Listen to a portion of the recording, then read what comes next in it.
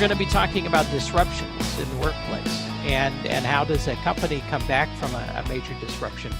Let's begin by talking a little bit about a very significant and traumatic disruption that occurred at XL Industries on February 25th, 2016.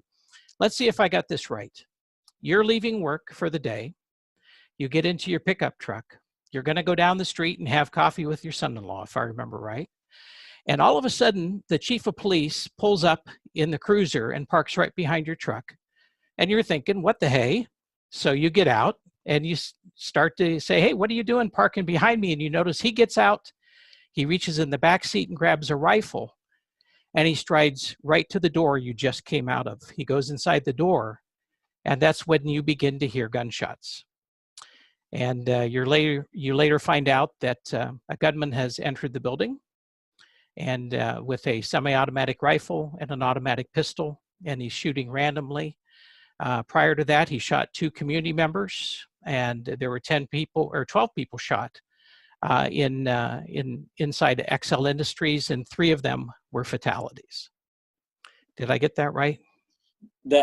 That's correct. It was 12 people plus the 3 fatalities, and actually 4 fatalities because the gunman was our employee as well. This whole conversation between us right now came about as a result of another conversation you and I were having over coffee on a Saturday morning a few weeks ago. And in that conversation, you made a comment that really kind of reached out and grabbed me. You said that you, again, were in a conversation with the attorney that and is still the attorney for XL, with whom you worked closely during the shooting incident. You were having a conversation with him, and you both agreed that, dealing with this pandemic feels a lot like dealing with a shooting. And I was really fascinated by that comment. So can you say more about that? In what ways is it similar? In what ways is it different?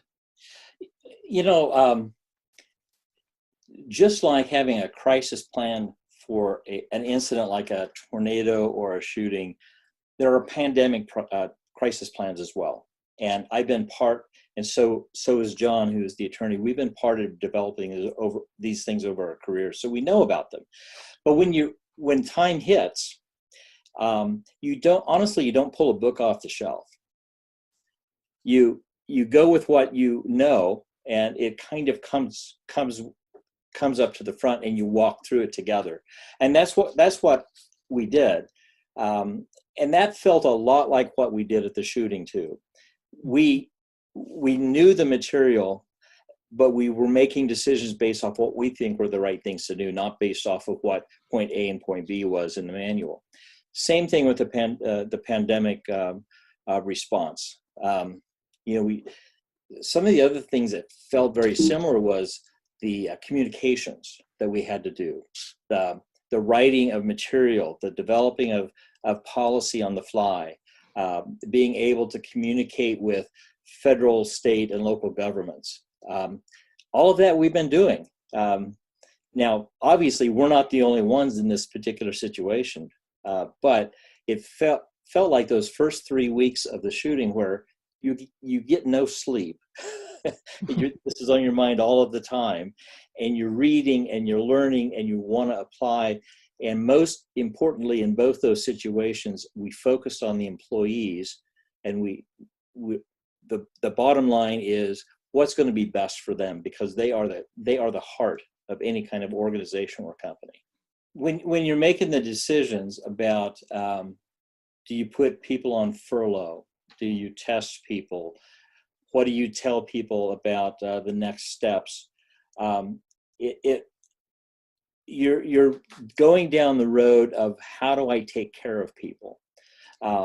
It's not about necessarily how do I make sure I get enough lawnmowers made for the day, or how do I work with my dealers who are out in another state. Right now, we're saying, how do we take care of people? That's exactly the first things we talked about during the shooting as well.